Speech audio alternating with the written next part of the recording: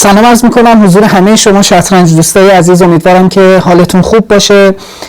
میخوام ببرمتون دوباره به مسابقات نروژ چس که همکنون در حال برگزاری هست. تو بخش بانوان این مسابقات تو دور هشتم وایشالی رامشبابو خواهر پراگو موفق شد که اولین برد تاریخ شطرنج خودش رو مقابل قهرمان کنونی بانوان شطرنج جهان جوونجون به دست بیاره. توی آرماگدون موفق شد که این برد ارزشمند رو به دست بیاره. بریم با هم این بازی جذاب رو با هم بررسی کنیم و لذت ببریم. این بازی خیلی زیباست واقعا. بریم با هم دیگه بررسی کنیم. بازی رو وایشالی سفید با حرکت E4 شروع میکنه. میدونید که سفید نیاز به برد داره چون بازی کلاسیکشون با هم دیگه مساوی شد و سیاه هم با مساوی برنده مچ میشه. به خاطر همین سفید باید بازی رو حمله‌ای شروع کنه و سعی کنه که بازی رو با پیروزی به پایان برسونه. E4 E5 اسب F3 اسب C6 فیل B5 شروع بازی اسپانیایی. اسب F6 خب به تبع سیاه هم نیاز به تساوی داره. با دیوار برلین همون دفاع برلین ادامه میده. اسب F6 یک دفاع فوق العاده محکم برای اینکه خب بتونه که مساوی رو به دست بیاره. قلعه اسب در E4 بهترین ادامه هست. اینجا پیاده E4 رو سفید قربانی میده اما در ادامه با رخ E1 پیاده E5 رو پس میگیره. اسب برمیگرده خونه D6 به فیل B5 حمله میکنه و با اسب در E5 سفید پیاده خودش رو پس میگیره و سیاه اینجا حتما باید فیل E7 بازی کنه که بازی شد. چرا فیل E7؟ به خاطر اینکه اگر بخواد با اسب در B5 سوار بگیره با اسب در C6 حمله برخاست وزیر خودش هم از دست میده و کاملا سیاه بازی رو بازنده میشه. پس فیل E7 باید اول ستون E رو ببنده، بعد حالا تهدید زدن فیل B5 وجود داره که سفید هم با فیل F1 بهترین خونه برای فیل ادامه میده، چرا که فیل رو میخواد تو این قطر نگه داره، بعداً فیل بتونه که به خونه D3 بیاد و برای حمله به جناح شاه ادامه بده بازی رو. اسب در E5 رخ در E5 و سیاه قلعه میره D4 کنترل مرکز. فیل F6 حمله به رخ برمیگرده خونه E1. اسب F5 حمله به پیاده D4 سفید و سفید هم با C3 از پیاده D4 خودش دفاع میکنه. D5 و با A4 سفید ادامه میده. خب میخواد که یک فضایی رو تو جناح وزیر به دست بیاره سفید. A5 فیل F4 C6. خب تو بازی استاندارد حرکت فیل J5 بازی شده که بعد از وزیر F3 فیل در F4 وزیر در F4 وزیر D6 کاملا بازی کاملا متعادل و مساوی ادامه پیدا کرده. اما خب با C6 جوونجون اینجا حرکت رو تغییر میده، از پیاده D5 خودش دفاع میکنه و خونه B5 خودش رو هم که با پیاده خوب C6 دفاع میکنه. این حرکت C6 هم کاملا حرکت دقیق و خوبی هست. اسب D2 و اسب H4 اینجا بازی میشه.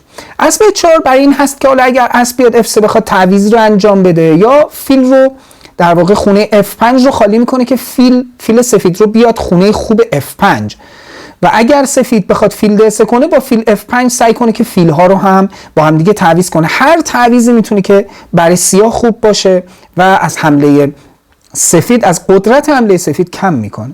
و فیل J3 بازی شده. اما اگر J3 بازی میشد به طور مثلا که حرکت متن بازی نیست، J3 اسب برگرده J6 به فیل F4 حمله کنه، فیل E3 حالا فیل برگرده خونه F5 گسترش پیدا کنه خونه F5 و کاملا وضعیت متعادلی است. اما وایشالی حرکت فیل J3 رو انتخاب میکنه و اینجا جوونجون اسب رو برمیگردونه خونه F5 در صورتی که میتونست فیل F5 خودش رو هم بازی کنه که به نظر میاد شاید حرکت بهتری بود، اما با اسب F5 سیاه ادامه میده، فیل میره خونه E5. خب اینجا امکان تعویض فیل ها با هم دیگه به وجود میاد و بعد از فیل در E5 D در E5 حالا ساختار پیاده تغییر میکنه. ببین وقتی که این ساختار تغییر کرد تا قبل از اینکه این تعویض اتفاق بیفته پیاده ها قرینه روبروی هم دیگه بودن، ولی وقتی که تعویض اتفاق میفته الان دیگه اکثریت پیاده‌ای سفید داره تو جناح شاه و اکثریت پیاده‌ای سیاه تو جناح وزیر. یعنی چی؟ یعنی اینکه اینجا دیگه سفید طرحش حتما حمله به شاه هست با F4 F5 و سیاه هم حتما باید مثلا با B5 C5 D4 سعی کنه که تو جناح وزیر و مرکز بازی متقابل ایجاد کنه. ببینیم بازی چگونه ادامه پیدا کرده. فیل D7 اینجا فیل D3 همون فیلی که برگشته بود خونه F1 الان میاد خونه D3 و تو قطر بسیار خوب قرار میگیره. اینجا وزیر J5 که حتی به جای وزیر J5 حرکت رخ E8 مطمئن‌تر هست، اما وزیر J5 یه تمپو اینجا به راحتی از دست میده. با اسب F3 وزیر برمیگرده H6، میخواد که اسب بیاد H4 و این اسب ها هم با هم دیگه چه اتفاقی بیفته؟ تعویض بشن. خب وزیر B3 حمله به پیاده B7 و سیاه هم به تب با رخ F B8 از پیاده B7 خودش دفاع میکنه. چرا رخ ستون آ نیامد B8؟ اگر رخ ستون آ میومد B8 برای دفاع از پیاده B7 به راحتی با وزیر B6 پیاده A5 از دست میرفت. به خاطر همین حتما باید رخ ستون F از پیاده B7 دفاع کنه که درست هم هست. وزیر B6 سفید سعی میکنه که دیگه روزنه ای رو برای وزیرش ایجاد کنه برای حمله کردن. اسب H4 پیشنهاد تعویض اسب ها که به تبع اسب ها هم با هم دیگه تعویض میشن. رخ E3. خب لیفت رخ توسط سفید، رخ میخواد بیاد J3 برای حمله به شاه. فیل E6 H3 وزیر برمیگرده D8. خب اینجا J6 به نظر میاد که حرکت دفاعی بهتری برای سیاه بود که در ادامه مثلا شاه بیاد خونه J7 و بتونه که از شاه خودش دفاع کنه. اما خب وزیر D8 هم نمیشه گفت حرکت اشتباهی هست، حرکتی است که باز هم پیشنهاد تعویض رو به سفید میده و سفید هم به طب نباید وزیر رو تعویض کنه. چرا نباید تعویض بشه؟ چون وزیر قطعا اینجا خیلی کمک میکنه به حمله سفید. چرا؟ چون سفید نیاز به برد داره و باید بازی رو ببره. و وزیر D4 اجتناب از تعویض. وزیر E7 میخواد که C5 کنه، ایجاد بازی متقابل. رخ J3 و C5 که اتفاق میفته. اما به جای C5 حرکت B5 حرکت به نظر میاد شاید دقیق تر بود که سفید سیاه بازی میکرد که اگر مثلا سفید بخواد که با آ در B5 ادامه بده، C5 حمله به وزیر، وزیر F4 C4 حمله به فیل، فیل C2، حالا رخ در B5. حالا در ادامه خب این پیاده B2 ضعیفه، پیاده A5 میتونه که رونده بشه و بازی متقابل بسیار خوبی رو اینجا سیاه داره و میشه گفت که حتی تا حدودی شاید یکم بهترم هست. دیگه سفید نمیتونه با خیال راحت به جناح شاه سیاه حمله کنه و میشه گفت که شاید این B5 حرکت بهتری بود. اما C5 بازی شد. وزیر F4 C4 حمله به فیل و اینجا یه حرکت بینابینی خوب رو وایشالی بازی میکنه، به مات میشینه و دیگه حالا فعلا سیاه نداره که فیل D3 رو بزنه. J6 اجباری هست. حالا فیل برمیگرده خونه C2 و اینجا حرکت B5 رو بازی میکنه. اما این B5 با اون B5 خیلی فرق میکنه. الان خب امکان حمله سفید به وجود اومد F4 F5 خودش که همون هم میشه دیگه بازی میکنه با حرکت F4 و وزیر F8. سیاه باز هم پیشنهاد تعویض وزیرها رو میده که خب رد میشه دیگه کاملا. دلیلش رو هم خدمت شما گفتم. اما اگر مثلا با B در A4 سیاه میخواست ادامه بده، شاید میشه گفت که بازی متقابل بهتری رو میتونست ایجاد بکنه. F5 فیل در F5 فیل در F5، اینجا مثلا وزیر در E5. خب یه سوار سیاه داد، اما خب همزمان یه حمله دوگانه‌ای به فیل و رخ اتفاق افتاده. پیاده B2 هم زیر ضربه. میشه گفت که بازی متقابلی رو میتونه سیاه برای خودش داشته باشه. اما به نظر من بازی کردن حتی تو این وضعیت هم که استاکفیش لاین یکش هست که میگه پیاده A4 رو بزنه، برای سیاه سخته. واقعا تحت فشار باشی پیدا کردن بهترین حرکت ها واقعا سخته و بازیکنی که داره حمله میکنه شانس بسیار زیادی داره برای اینکه بازی رو ببره. حتی تو این وضعیت هم سفید به نظرم خیلی شانس داره.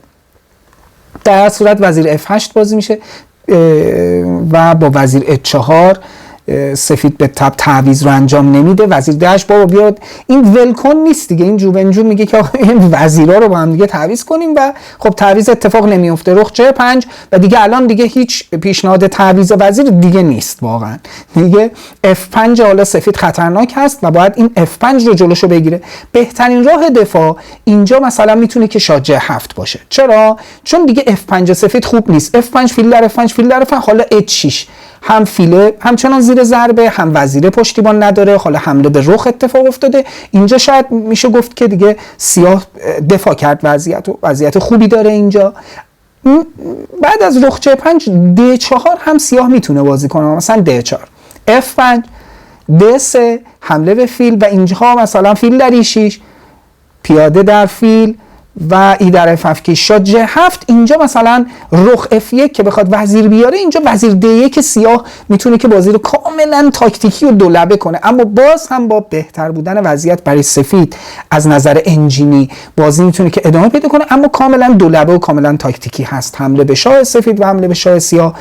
ولی این بازی ها هیچ کدوم اتفاق نیفتاده و اینجا ب در A4 اولین و آخرین اشتباه جوونجون تو بازی اتفاق میفته و تحت فشار پیاده A4 رو میزنه و بازی رو دیگه بازنده میشه، چرا که بعد از F5 دیگه واقعا نمیشه این شاه رو دفاع کرد. F5 رخ در B2 و اینجا پیاده در E6 کاملا بازی رو تموم میکنه، رخ در C2 پیاده در F7 کیش. خب اینجا شاه نمیتونه شاه در F7 بازی کنه، چرا؟ چون شاه در F7 وزیر در H7، اینجا پیاده J6 هم از دست میده، خب کاملا سیاه بازنده شد، اما باید حتما شاه J7 بازی کنه. خب بعد از شاه J7 رخ F1 میخواد که وزیر بیاره خونه F8 و حتی با پیاده ستون E هم از پیاده F7 خودش دفاع کنه. خب اینجا سیاه باز هم تحت فشار حرکت خوب رو نمیتونه پیدا کنه، اما دیگه حرکت خوب اینجا معنی نداره، کاملا بازنده است، هر حرکتی کنه بازنده است. مثلا رخ E2 اگر بخواد بازی کنه F8 وزیر در F8 رخ در F8 رخ در F8 و اینجا حرکت E6 برای زدن پیاده D5. خب در ازای رخ سیاه سفید وزیر داره، خب کاملا بازی برنده است دیگه، هیچ بازی متقابلی هم سیاه نداره و هیچ کاری از دستش بر نمیاد. اگر که رخ E2 بازی میکرد، اگر وزیر F8 هم بازی میکرد، جلوی وزیر آوردن سفید رو میگرفت با E6، کاملا سفید میتونه که وزیر D4 کیش و دفاع شد پیاده F7. واقعا این شاه دیگه دفاع نمیشه، واقعا کاملا باز هم برنده است سفید، اما وزیر E7 بازی میکنه. بعد از وزیر E7 وایشالی بلا فاصله قربانی رخ در J6 رو میبینه و انجام میده و اینجا جوونجون تسلیم میشه، چرا که اگر بخواد رخ رو بزنه وزیرش رو از دست میده، اگر بخواد که شاه F8 کنه وزیر J8 کیشو مات میشه. یک بازی بی‌نقص فوق العاده دیدنی با دقت 97% سایت این بازی رو وایشالی موفق شد که ببره، یک امتیاز شیرین رو به دست بیاره. امیدوارم که فوق العاده لذت برده باشید، کیف کرده باشید از این بازی دیدنی. اگر که اینطور بود لایک، ساب و کامنت بذارید، حمایت کنید از کانال تا ویدیو بعدی که باز هم با یک بازی زیبای دیگه در خدمتتون باشم. خدا نگهدارتون.